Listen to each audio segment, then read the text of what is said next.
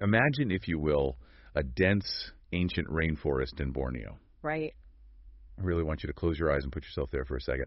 The air is heavy. It's almost liquid with humidity. Yeah, that thick equatorial heat. Exactly. And it's just vibrating with this deafening metallic hum of millions of cicadas. Oh, the noise is incredible. Right. All around you, you have these towering hardwood trees stretching up, hundreds of feet into the air. Massive, massive structures. And their canopies are interlocking to form this solid biological ceiling. It basically filters the sun down into a dim sort of emerald twilight on the forest floor. It's beautiful. It is. You can smell the damp peat soil, the sweet decay of leaves, and maybe that sharp scent of ripening fruit hidden somewhere way up above. It's a masterpiece of ecological engineering, really. Totally alive, chaotic, and perfectly balanced. Yeah. But now I want you to imagine a garden without a gardener. That's where things get dark. Yeah. Slowly, imperceptibly at first, the rhythm of this entire forest just falters. The plants stop growing. The vibrant flowers vanish from the canopy. Exactly. And those massive hardwood trees, the ancient pillars holding up this whole world, they just suddenly stop reproducing. The canopy starts to thin out. Right, allowing all that harsh sunlight to bake the damp understory. The delicate vines wither away, the soil dries out, and eventually this magnificent ecosystem quietly collapses in on itself. It just stops. Just stops. And in the tropical peat swamp forests of Southeast Asia, this isn't, some poetic metaphor. It's a looming mathematical reality. It's a terrifyingly stark reality, honestly. It really is. When we look at the structural integrity of these specific ecosystems, we realize they aren't self-sustaining in the way we usually assume. Right. The presence or absence of that specific gardener dictates the literal survival of the entire biome. Without them, the mechanics of the forest simply break down. Then you might think of orangutans as these charismatic, slow-moving apes with soulful eyes, and they absolutely are. They are. But today, we're going to show you the incredibly complex, million-year-old biological engine that they actually operate. So welcome to today's deep dive. Glad to be here. We're jumping right into this because the sheer scale of what we're looking at today demands a tone of absolute awe and, frankly, extreme urgency. Yeah, the stack of sources we're pulling from today is incredibly rich. It really is. It lets us piece together this puzzle that scientists have honestly been working on for decades. We're looking at really granular ecological data. Like the fecal analysis. Exactly. We have massive, long-term fecal analysis studies originating from Gunung Palung National Park. Which is fascinating data. Plus, we have comprehensive satellite-driven agricultural overlap data.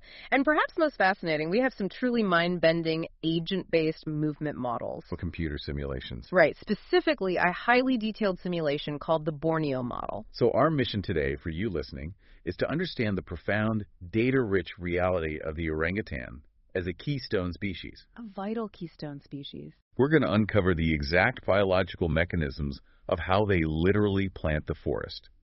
The precise, mathematically mapped distances they travel to do it. It's incredible. And why saving this creature, whose name in Malay literally translates to person of the forest, is, without exaggeration, saving the very lungs of our planet. It absolutely is. But to truly understand the gardener, we first have to understand their primary tool. And that tool is, surprisingly enough, their digestive tract. It all starts with the fundamental nature of their diet. Right. If you analyze the daily caloric intake of a wild Bornean orangutan, you quickly realize they are massive, dedicated frugivores. Meaning they eat fruit. Yes, well over 60% of their diet consists of fruit. But we have to be very clear here about what fruit actually means in this context. Because it's not what we're used to. Right. We aren't talking about the soft, genetically modified, cultivated supermarket apples or bananas that you and I eat. No. Wild canopy fruit is a completely different beast. Exactly. The fruits found high in the Southeast Asian canopy are often heavily defended by the trees. Defended how? Well, they're encased in these incredibly tough, woody, fibrous husks. Oh, wow. Yeah, some are covered in sharp spines or filled with microscopic, irritating hairs. That sounds awful to eat. It does. The tree is basically protecting its genetic material.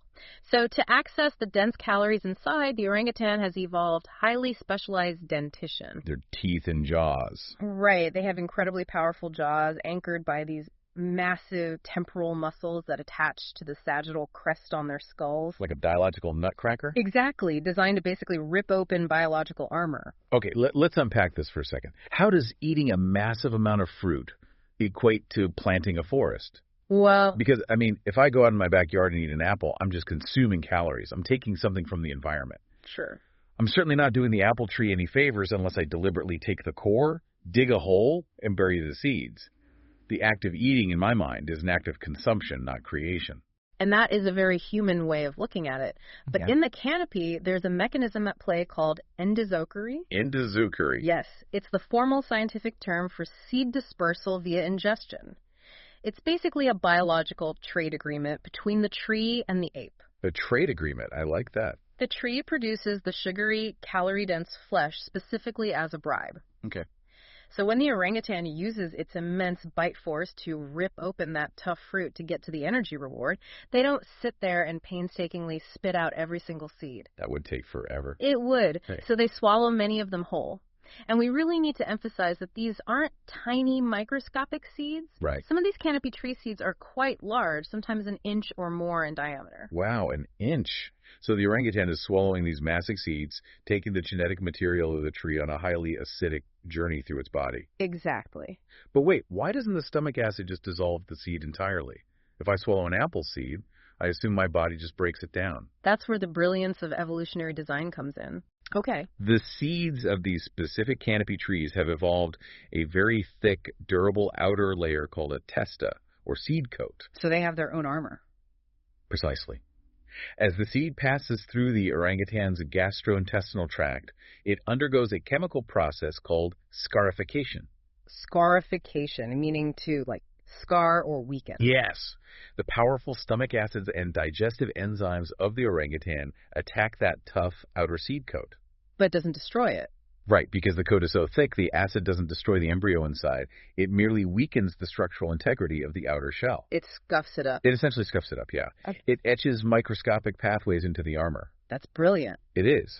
By the time that seed completes its journey and is eventually excreted, its biological armor has been compromised just enough. Which is a good thing.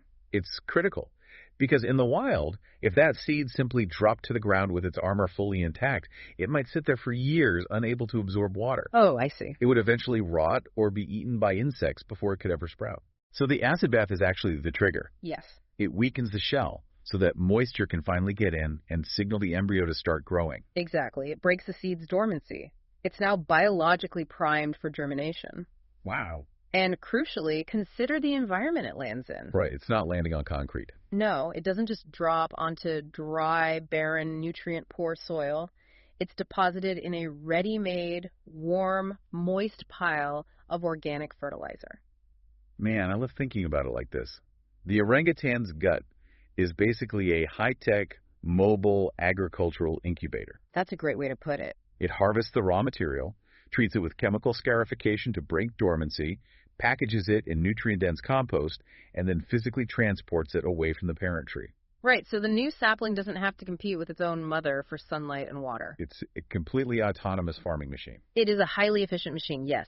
However, if we look closely at the data, specifically the long-term studies from Gunung Palung National Park. Oh, right, the contradiction. Yeah, the narrative gets significantly more complicated. Researchers there spent thousands of hours observing wild orangutans. Thousands of hours. And they documented 306 distinct feeding bouts covering 53 different fruit genera. Okay. And they found that orangutans don't just swallow seeds, they also spit them out, and very often they utterly destroy them. Now, this is exactly what I wanted to bring up, because I was looking at that exact same study in our sources, and there's a massive contradiction in the data that honestly threw me. It's surprising, isn't it? It really is. I felt like the whole master gardener premise was kind of falling apart. The data explicitly states that the orangutans actually destroy or predate the seeds 42.1% of the time during their fruit feeding. And it's half the time. Yeah. They chew them up and digest the actual seed for protein. And they only swallow them intact 12.5% of the time. Right. So if they are chewing up and destroying almost half the seeds of their absolute favorite fruits, like Diallium and Sindora, how on earth can we call them effective gardeners? It seems counterintuitive. aren't they just massive seed predators at that point? Mm. Like, if I destroy half the seeds in a greenhouse, I'm a terrible gardener. That is a completely logical conclusion to draw from that single statistic. But what's fascinating here is that you're touching on the absolute core of ecosystem complexity. Okay, lay it on me. You have to look at the broader mathematical reality of survival in the rainforest. You're right, orangutans are heavy seed predators. Okay. For those top preferred fruits you mentioned, the researchers found that 0 to 5% of the seeds actually survive the chewing process. That's so low. It is. The orangutans crush them with their molars to get the rich fats and proteins inside the seed itself. So they are actively killing the next generation of those specific trees. They are taking a heavy toll, yes. Mm. And this is the crucial context where the sheer volume of their daily intake compensates for this predation. Volume. Yes. Trees like Dialium don't produce a dozen fruits. They produce thousands, sometimes tens of thousands of fruits during a mass fruiting event. They have evolved to overproduce specifically to withstand that heavy predation. Ah, so it's a numbers game for the tree. Absolutely. Volume over individual survival. But even so, if the orangutan is destroying so many, how is the 12.5% they do swallow enough to sustain the forest? Let's look at the subsequent data from that same Gunung study. Okay. The researchers didn't just watch the orangutans eat, they collected 401 fecal samples over a year and a half. It's not a glamorous job. Hey, ecology is dirty work. They literally sifted through the dung, and what they found was astonishing. What was it? In 71.8% of those samples, seeds were dispersed perfectly intact. Okay, that's a high percentage. And we are talking about an average of almost 28 intact. Large seeds, meaning seeds over 2 millimeters in size per single fecal sample. Wait, 28 large seeds per sample? Yeah. And they are likely defecating multiple times a day. Exactly. An adult orangutan might defecate 3 to 4 times a day. Oh my God. That is potentially over 100 large, chemically scarified, primed seeds being planted every single day by one individual. That's insane. Multiply that by a lifespan of 40 to 50 years. That is millions of seeds successfully processed and planted by a single ape over its lifetime. That is staggering. The scale completely changes the perspective. It really does. So even if they chew up a massive amount of them, the sheer volume of what passes through intact is an industrial-level planting operation.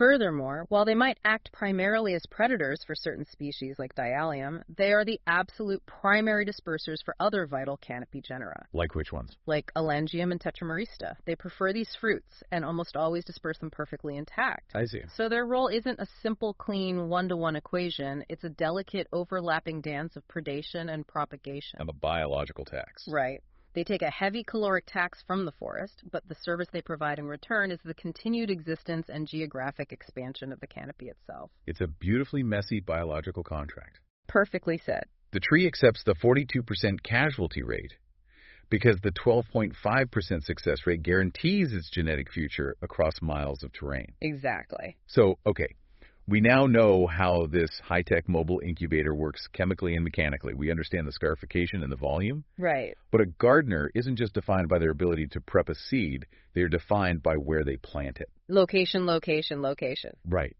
The mechanics of their digestion have to be inextricably linked to the mechanics of their movement. Where exactly is this seed shadow falling? To figure that out, scientists had to answer a very weird, very specific, and honestly methodologically difficult question. Which was? Exactly how long does a seed stay inside an orangutan? And reading about how they figured this out was wild. Because I was thinking, how do you even test that? It's not easy. You can't exactly follow a wild orangutan around the dense peat swamp, wait for it to eat a specific fruit high up in the canopy, and then sit underneath it in the mud for days trying to catch the exact seed that comes out. No, the logistics are impossible. Yeah, completely. You would lose the animal, or you wouldn't be able to match the specific seed in the dung to the specific fruit eaten days prior. So researchers had to get creative. What'd they do? They ran a highly controlled study with captive orangutans in Australia. Okay. They took small, brightly colored, non-toxic plastic beads, specifically 2, 4, and 6 millimeters in diameter. So fake seeds. Exactly. These beads act as perfect seed mimics, matching the exact size and density of the seeds typically swallowed in the wild. Marsh. They hid these beads inside bananas, fed them to the orangutans, and literally started a stopwatch. I can just imagine the zoo staff having the unenviable task of carefully sifting through the enclosures day after day, waiting for these colored beads to appear. Someone had to do it. But the data point they arrived at honestly shocked me. I assumed primate digestion was similar to ours, maybe 24 to 48 hours. Most people do. But the average gut transit time for these seed mimics was 76 hours. 76 hours. With a maximum recorded transit time of 133 hours. How is it physically possible for an animal to hold onto a seed for nearly a week without it rotting in their gut or without them becoming impacted? It comes back to their anatomical specialization. Orangutans have an incredibly long, voluminous, large intestine and a highly developed cecum. The cecum. Yeah, the cecum is a pouch connected to the junction of the small and large intestines. In humans, it's relatively small and mostly associated with the appendix. Right. But in orangutans, it acts as a massive fermentation vat. A fermentation vat inside their body. Exactly. Because their diet includes a lot of fibrous plant matter, bark, and tough leaves, especially when fruit is scarce, they need this extended transit time. To digest the tough stuff. Right, to allow gut bacteria to ferment and break down complex carbohydrates into volatile fatty acids they can use for energy. Ah, I get it. The seeds, being tough and indigestible, simply get caught up in this slow, sprawling 76-hour fermentation journey. So they are essentially walking slow cooker fermentation tanks. Basically, yes. But how does that 76-hour metric help us understand the wild forest?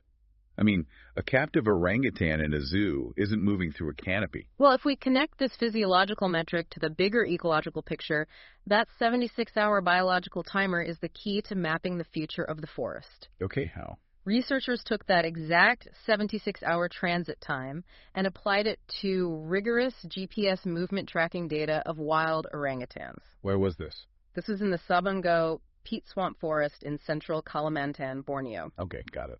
They utilized a highly advanced movement ecology model called T-LOCO-H, which stands for Time Local Convex Hull. Okay, stop right there. Time Local Convex Hull. No, it's a mouthful. I read that in the sources and my eyes kind of glazed over.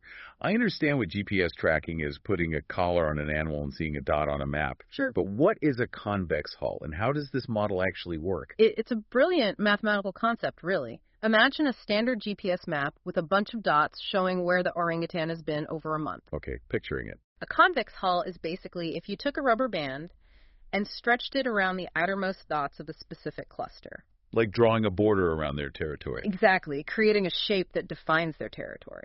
But T-LOCO adds the dimension of time. It doesn't just look at where the dots are, it looks at the sequence and the time elapsed between those dots. So it's tracking the journey, not just the destinations. Right. So the researchers program the model with the 76-hour transit time. The model looks at a dot where the orangutan was feeding on a fruit tree, fast forwards exactly 76 hours into the animal's GPS trajectory, and places a new marker there. Ah, so it is shifting the entire spatial map forward in time by 3 days. Yes. Wherever the orangutan ate the fruit, you fast forward 76 hours of swinging through the canopy, sleeping, moving again, and boom, that secondary marker is where the seed physically drops. Precisely. It creates a predictive map of where the forest of tomorrow is being planted today. That's exactly it. It creates what ecologists call a seed shadow. It is a probability map of genetic dispersal. A seed shadow. And when you map that 76-hour shadow, you see a striking, undeniable difference between how male and female orangutans act as gardeners. Really? Yes. Uh-huh. They employ entirely different sexually dimorphic survival strategies that directly impact the landscape. Let's look at the females first, because their mapping was fascinating to me. It is. The T-LOCO model shows their movements are incredibly conservative and predictable. They are highly territorial in a quiet, methodical way. The data shows that adult females have established well-defined core ranges. How big are we talking? Usually covering around 52 to 55 hectares. Okay. They rarely leave these areas. And when the model generated their 76-hour seed shadows, researchers found that these shadows are nested predictably right within their own core ranges. Oh, wow. They revisit the same general locations multiple times over a given period. So using our gardener analogy, the females are like meticulous crop rotators. That's a great analogy. They know their 55-hectare plot intimately. They know exactly when a specific tree in the northeast corner will fruit. They harvest from that corner, process the seeds in their gut for 76 hours, while they slowly move across their territory, and plant those seeds in the southwest corner. Exactly. They're constantly maintaining, enriching, and densely regenerating their specific core garden. They're basically farming their own backyard. That is a perfect way to visualize it. They are maintaining the density and the carrying capacity of their home range, ensuring there will be fruit for their offspring in the decades to come. And the males? Now, the males are a completely different story. Their movements, when mapped, are highly erratic. Erratic how? Well, they have heavily fragmented core ranges. They revisit locations very rarely compared to females, and they exhibit these huge disjunctions in their travel patterns. Disjunctions meaning they suddenly just take off and move rapidly over long distances. Yes. They will suddenly abandon an area and travel miles across the canopy, often disappearing from the researcher's view entirely. Why do they do that? Especially the large flanged males, the ones with the large cheek pads they're constantly patrolling, seeking receptive females, and avoiding physical conflict with other dominant males. Ah, so because they aren't just looking for fruit, their movement is driven by social and reproductive imperatives. Correct. So when you apply the 76-hour seed shadow to the movement data of males, you get a map that is highly unpredictable and geographically vast. So a much bigger shadow. Much bigger. The models mapped a seed shadow of about 17.3 hectares for them over that transit time. But unlike the females, it doesn't nest neatly into a central home range. Where does it go? It stretches out in long, scattered bands across the forest. I see. So if the females are the meticulous crop rotators maintaining the core density, the males act like these unpredictable wild winds. Yes. They're taking genetic material, these chemically scarified, biologically primed seeds, and scattering them far and wide across the landscape. They are bridging the gaps between isolated tree populations. They are ensuring forest expansion and cross-pollination of genetic diversity across vast distances. While the females ensure the health of the local stands, Wow. it is a dual-pronged survival strategy for the forest itself. You have deep local cultivation paired with broad, long-distance genetic dispersal. That's amazing. The structural health of the peat swamp is completely facilitated by the social and reproductive behaviors of these apes. But this raises another profound layer of complexity, I think. How so? Because this movement, whether it's the female's careful rotation or the male's long-distance trek, is not random wandering. No, definitely not. To be a master gardener, to know where to find fruit in a forest that spans millions of hectares, requires deep, specialized botanical knowledge. It absolutely does. They have to know exactly where to go. Right. And this section of the research completely blew my mind. Because as a layman, you tend to think of animal foraging as pure, hardwired instinct. Stimulus and response. Exactly. An animal gets hungry, its sense of smell detects food, and it walks toward the food. It's reactionary. But that's not the case here. No. The sources point out that an orangutan's dietary repertoire, what they eat, how to process it, where to find it, is actually culturally dependent. It is. It's not genetic. It's learned. That is a crucial distinction. We often reserve the word culture for humans. But in primatology, culture is defined as localized behavior that is transmitted socially rather than genetically. That makes a lot of sense. In the rainforest, there are hundreds of different fruit species, but there are also highly toxic plants. Right, you can't just eat anything. Furthermore, as we discussed, the edible fruits are often protected by fierce physical defenses. Spines, hard shells, toxic resins. The biological armor. Exactly. An infant orangutan doesn't just pop out of the womb knowing how to safely open a Nija fruit. What's a Nija fruit? It's a fruit packed with microscopic fiberglass-like hairs that can basically destroy an animal's mouth if eaten wrong. Oh, wow. So they have to be taught how to eat it safely. They absolutely do. It takes years and years for an immature orangutan to develop an adult-like breadth to their diet. Years. Yes, they have the longest childhood dependence of any mammal besides humans. A young orangutan will stay with its mother for 7 to 10 years. 7 to 10 years. That's incredible. And a massive part of that decade is spent engaged in a behavior called peering. Peering, like staring. Exactly. A young orangutan will sit inches away from its mother's face and intently watch her eat. Just studying her. Studying everything. They study what she selects from a branch. They study the specific grip and bite force she uses to handle the spiky or tough husks. Wow. They watch how she uses sticks to extract seeds from dangerous pods. It is a slow, deliberate form of social enhancement. And the researchers actually proved the necessity of this, right? They did. The agent-based computer models showed that instinct alone isn't enough to survive. Yes, the models prove mathematically that without this peering behavior and social learning phase, an orangutan simulated in a computer environment cannot independently develop a diet diverse enough to survive into adulthood. That's wild. They would simply starve or poison themselves before they could figure it out through trial and error. The margin for error in the jungle is zero. Zero. This is just incredible to me. It elevates them from animals reacting to their environment to scholars studying their environment. Culturally trained botanists. Yes. And it's not just babies learning from their mothers. What happens when those erratic males we talked about, the ones scattering seeds far and wide range into totally new, unfamiliar territories? Right. They're in a completely alien landscape. Exactly. They are hundreds of miles from where they grew up. They don't know the local fruiting schedule. They don't know the local flora. What do? They don't guess. When a male enters a new area, researchers have observed them seeking out local resident orangutans. Just finding the locals. The male will quietly observe the locals. He watches what they eat, learning the local cuisine and the seasonal timing directly from the residents. It is a literal transmission of localized knowledge. It is. It means the mental map of the forest, the schedule of the fruiting trees, the knowledge of what fallback foods are safe to eat during a severe drought, the tool use techniques to open difficult fruits.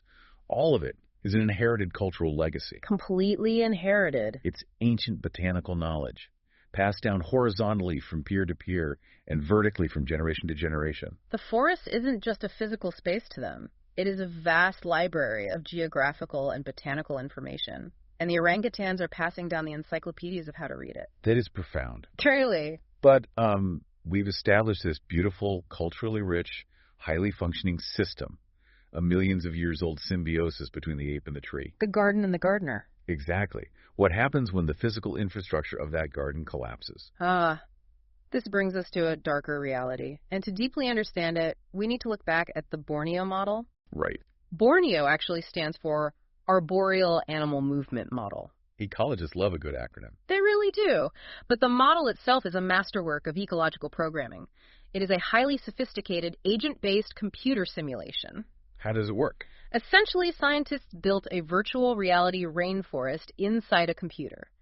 They mapped the trees, the canopy density, and the fruiting schedules. Okay. Then they populated it with virtual orangutans, called agents, and programmed them with all the metabolic, behavioral, and cultural rules we just spent the last half hour talking about. So it's like an incredibly complex, scientifically rigorous game of SimCity, but for apes.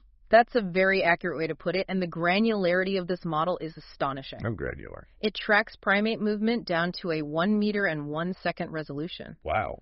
It calculates the exact caloric expenditure of every single movement the virtual ape makes. That requires so much processing power. It does, and to do this accurately, they had to program in the specific modes of arboreal movement. How they move in the trees. Right. Orangutans are massive animals, but they are canopy dwellers. They don't jump like monkeys. So how do they get around? They sway between trees, using their body weight to bend a trunk until they can grab the next one. They brachiate, which means swinging arm over arm beneath a branch. Okay. They climb vertically and they descend. Their fundamental biological imperative, the core of their evolutionary design, is to stay up in the trees to maintain a positive energy balance. Right, because of their biomechanics. Yeah. If you look at an orangutan's skeleton, they have an incredibly high intermembral index, Right. meaning their arms are drastically longer and stronger than their legs. They have specialized hook-like hands and highly mobile shoulder and hip joints designed for tension. They're built to hang suspended under branches. Exactly. They are not built for compression. Right. They're not built to walk upright or bear their massive weight on their legs for long periods. You've hit the nail on the head. So what happens when you introduce a disturbance into this highly calibrated virtual model? Disturbance like what? What happens when you simulate the logging operations or the devastating peat fires that frequently sweep through Borneo due to human agricultural practices? The canopy breaks. It does. The continuous arboreal highway that allows them to sway seamlessly from tree to tree simply disappears. Yes. Suddenly, a gap of 20, 30, or 50 meters opens up between fruiting trees. The continuous fabric of the forest is torn. So what does the virtual orangutan do? The The virtual orangutan in the model, acting under the exact same biological constraints as the real one, has a metabolic hunger meter constantly ticking down. Okay. It scans the environment. It knows from its cultural memory that the next fruit tree is across the gap, but there's no way to swing there. The trees are gone. So it's stuck. It is forced to do something it biologically hates doing. It has to descend out of the canopy to the forest floor and walk terrestrially. And as we just established with their anatomy, walking on the ground for an animal designed to hang is biomechanically disastrous. It's awful for them. They have to fist walk, awkwardly shuffling their massive bulk, constantly fighting gravity. The data from the Borneo model quantifies the exact brutal cost of this. Terrestrial movement burns significantly more energy than canopy swaying. Makes sense. In a healthy, continuous forest, the orangutan easily balances the calories it burns moving through the canopy with the dense calories it gains from the fruit. It stays in the black, metabolically speaking. Right. The energy budget balances out. But in a disturbed, fragmented forest, the model proves mathematically that they hit a severe energy deficit. Here is where the deep dive gets incredibly tragic.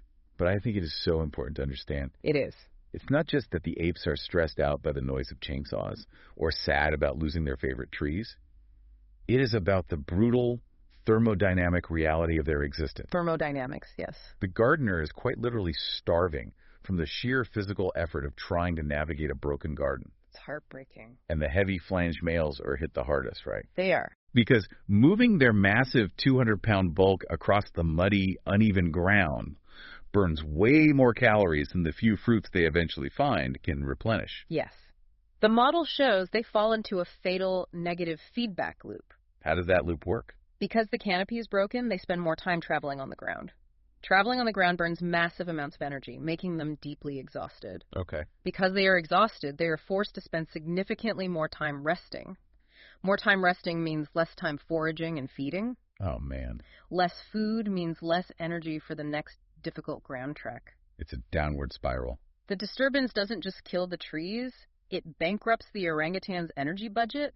They slowly starve even if there is technically fruit left in the remaining fragments of the forest. And we know the canopy isn't breaking on its own. It's breaking because we are moving in. Human encroachment. The human overlap in these areas is the primary driving force behind this canopy fragmentation. To understand the scale of the threat, we have to look at the stark demographic numbers presented in the agricultural overlap studies. Let's look at the numbers. Across the African and Asian tropics, the lands that hold the last remaining populations of wild apes, there are roughly 100 humans for every one single great ape. 100 humans to one ape. Yes. The remaining great apes on Earth are currently sharing their geographic range with approximately 97 million people. 97 million. And these aren't empty populations. No, they are not. These are areas characterized by explosive human population growth, high rates of systemic poverty, and severe food insecurity. People just trying to survive. Exactly. The economic pressure to convert wild, seemingly unproductive land into agricultural land is immense, and it's completely understandable from a human survival perspective. Of course. In Southeast Asia, the primary driver of this conversion is oil palm agriculture. And palm oil is a highly complex issue. It really is. It is the most land-efficient oil crop in the world, yielding more oil per hectare than soy or sunflower. But it thrives in tropical climates. Which is where the orangutans live. Exactly. And unfortunately, the industry heavily targets the exact same low-nutrient peat swamp forests that the orangutans rely on. Why the peat swamps? Because the land is available. But to plant the oil palm, the deep peat swamps are drained, which dries out the soil, making it incredibly susceptible to the massive, uncontrollable fires that destroy the canopy. Creating those thermodynamic traps we just discussed. Precisely. And this intense physical proximity forces behavioral shifts in the orangutans that go against millions of years of evolution. Radical behavioral shifts. Wild orangutans naturally avoid novelty. They are neophobic, they stay far away from the unknown, and they definitely stay away from humans. Mostly, yes. But when the forest shrinks, the canopy breaks, and the thermodynamic starvation kicks in, desperation overrides fear. It does. The sources highlight a fascinating, albeit deeply concerning, study from the Lamando Wildlife Reserve. Tell me about the Lamando study. It focuses on ex-captive, rehabilitated orangutans that have been released back into the reserve. Okay. These are apes that have lost some of their natural fear, And researchers observed that unlike completely wild populations that flee from the sounds of humans, these released apes were actively approaching human camps and staff. That's dangerous for everyone involved. It is. But they weren't approaching out of friendly curiosity. Driven by the energy deficits of a fragmented landscape, they were coming right up to humans actively seeking out high-calorie human foods. Looking for handouts. They were looking for coffee, sugary drinks, and snacks. It demonstrates how incredibly adaptable and intelligent they can be, figuring out that humans are a source of easy calories. True. But it also highlights how fundamentally disrupted their natural foraging behavior becomes when human agriculture and settlements press right up against the forest edge. They stop being gardeners. And become scavengers. Exactly. And this brings us to what is perhaps the most critical question of this entire deep dive: the intersection of ecology and human ethics. How do we balance extreme human poverty and the urgent, undeniable need for local economic development with the survival of a keystone species? Right. You cannot simply put up a fence and tell a starving community they aren't allowed to farm. You absolutely cannot. It's too easy for people in the global north to just say, well, stop cutting down the trees. It's a very privileged stance. You can't dictate that to a community that needs to feed its children and build schools. But the sources we reviewed don't just wallow in the tragedy. They offer solutions. Yes, they dive into actual pragmatic conservation solutions that acknowledge this 100-to-1 human-to-ape ratio. They talk specifically about produce and protect strategies. Yes. The core philosophy of modern conservation is that it cannot succeed if it is fundamentally at odds with local human survival. That makes perfect sense. If a forest is worth more dead than alive to the people living next to it, the forest will fall. So what's the alternative? We have to look at macroeconomic mechanisms like payment for ecosystem services, commonly referred to as PES. This involves fundamentally changing the economic incentives by financially compensating local communities for protecting the forests. Okay, but how does that actually work on the ground? It connects global carbon markets to local villages. Okay, carbon markets. The heavy hardwood trees of the rainforest, the massive dipterocarps and ironwoods that the orangutans are planting are incredibly dense. Right. They are some of the planet's greatest carbon sinks. They pull millions of tons of carbon dioxide out of the atmosphere and lock it inside their trunks and roots. Doing a massive service for the whole world. Exactly. Through PEs and carbon credit schemes, international bodies, governments, or corporations pay local communities for the carbon sequestration service that their intact forest is providing to the entire globe. Ah, I see. So instead of a community feeling economically forced to clear-cut a peat swamp, drain it, and plant a monoculture crop like oil palm just to participate in the global economy, a PE system pays them a steady income to keep the forest standing. Exactly that. It makes the living, breathing forest economically competitive with the destroyed, farmed forest. By tying the global atmospheric value of that sequestered carbon directly to local financial payouts, you empower the human communities living alongside the apes. That's a game changer. They transition from being forced consumers of the habitat to compensated guardians of the habitat. It's brilliant. The orangutan maintains the forest captures the carbon, and the humans protect the system and are lifted out of poverty in return. It relies on the survival of the apes to function. Okay, we have covered an immense, complex amount of ground today. We really have. Let's take a moment to really synthesize this journey and pull all these threads together. Good idea. We started by looking at the dense, heavy hardwood trees of the tropical rainforest. The ancient pillars. Right. These massive pillars are doing the heavy lifting for our global climate by storing unbelievable amounts of carbon. They are the lungs of the earth. Truly. But they have a glaring biological vulnerability. Their seeds are heavily armored and incredibly large. Too large for most animals. Exactly. They're just too large for a bird or a squirrel or a smaller monkey to swallow. They are biologically locked. Right. Without a large-bodied frugivore to move them, those seeds fall directly to the shaded, nutrient-poor ground directly beneath the parent tree. And what happens then? They fail to germinate, they succumb to fungal rot or insect predation, and they die. The lineage of that tree ends right there. Enter the orangutan, the master gardener. The vital keystone. With their massive temporal muscles and powerful jaws, they break the husks. With their highly acidic stomachs, they chemically scarify the seeds. They package them in organic fertilizer. And they carry them inside their bodies, utilizing massive fermentation vats for a staggering 76 hours. Don't forget the cultural aspect. Right. And driven by inherited, cultural botanical maps, learned over decades of peering and social transmission, they navigate the canopy to deposit those seeds miles away.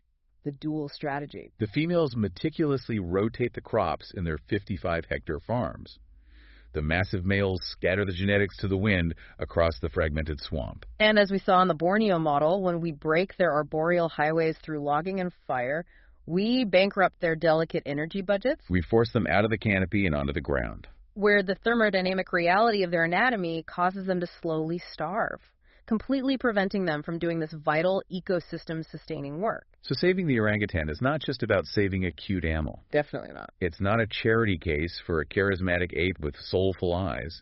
It is about preserving a mechanical biological engine that took millions of years to evolve. It's a non-negotiable interdependency. Without the physical anatomy and cultural knowledge of the orangutan, these specific carbon-storing pillars of the earth literally lose their ability to reproduce. If we lose the gardener, we lose the garden. The forest and the ape are functionally a single organism. And as we wrap up this deep dive, I want to leave you with one final lingering thought to mull over today. Okay, what is it? We learned that an orangutan's dietary map, knowing what to eat, when it fruits, how to process the toxins, and where to plant the seeds, is passed down culturally. Socially transmitted. From mother to child, from resident to nomad. Right. It is not hardwired in their DNA. It is in their shared living culture. Right. Imagine if a local population of orangutans is wiped out by a massive peat fire or by a wave of land clearing. Sadly, it happens. And imagine that, decades later, humanity tries to do the right thing. We replant the trees, we rebuild the canopy, and we take captive-bred orangutans from zoos or rehabilitation centers and reintroduce them to that patch of forest. Okay. The physical hardware of the forest is back. The physical bodies of the apes are back. But the cultural memory of how to garden that specific forest is gone. Because it wasn't passed down. Exactly. It burned with the last resident. The software required to run the ecosystem has been deleted. Wow. Could human science ever replace a million-year-old unbroken chain of botanical knowledge? Is a forest, without its original culturally trained gardeners, truly a forest at all? Or is it just a museum waiting to collapse? Exactly. Thank you for joining us on this deep dive. We'll see you next time.